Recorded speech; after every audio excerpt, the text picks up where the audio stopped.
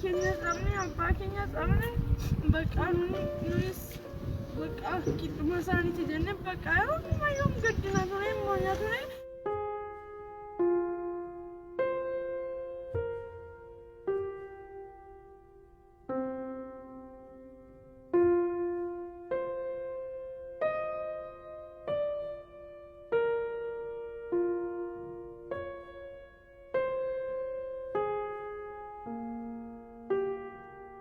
Wanti kana gargaarsa kana kan jalqabne ijoollee Amboo wal sassaabneeti.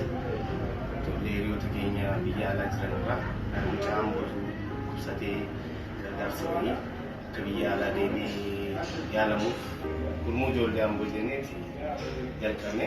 Duraan akkasitti jalqabame yaada isaa. Sammuna kana immoo gadi tokkooti waa'ee gargaarsa koronaa irratti uummata keenya gargaaruuf keessaa calalaa turre. Calalli kana irratti kan ijoollee kan arganne rakkinni isaanii baay'ee ulfaataadha. Furmaata wayii irratti qabuu qabna jennee yaadne kan sochii kana jalqabne. Haadha keenya waan qabnuuf gammachuu guddaadhaan jiraachaa turre. Bakka isaanuu naa guddatan ijoolleen koo kan itti sana baasuu danda'u jettee tolta abdatti.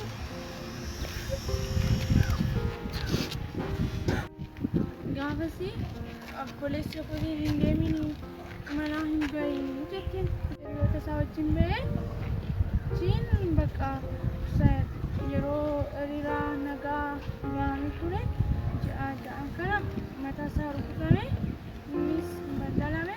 Obboleessi kun baay'ee kaa'atee fi haala gaariitti baqqeeruu sana jalqabdee raafachuu sirnabdee gaachuu sirnee bakka yeroo sana baqqaachi yeroo sana jalqabdee bakka.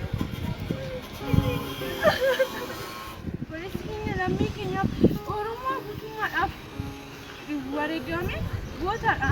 Ani hospitaala yoo Orowaatu hojjetu takkalli sammuu koo kanatti yaadee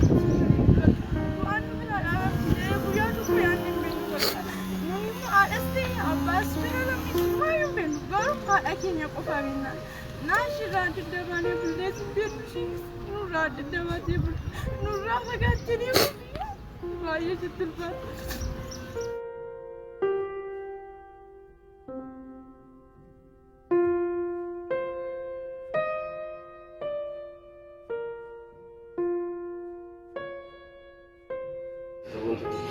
Gara naannoo qarshii kuma ja'a soddoma dhaqqabneerra.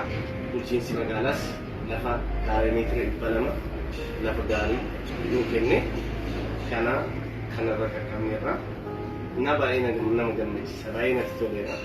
Akka adeemsa gurgurtaa keenya yaadanii kan jajjabeessuudhaan gadda keenya keessa galchuudhaan yeroo jalqabaadhaaf kufanii bakka abdii kan tooran obboleessa keenya ishee obboleessa keenya hin beeku maqaa isaanii garuu baay'ee kan hin galateeffattu. Amma immoo deeggarsa godhametti baay'ee hin gammanna. Uummata Oromoo waan nu bukkee dhaabbataniif guddaa galatooma.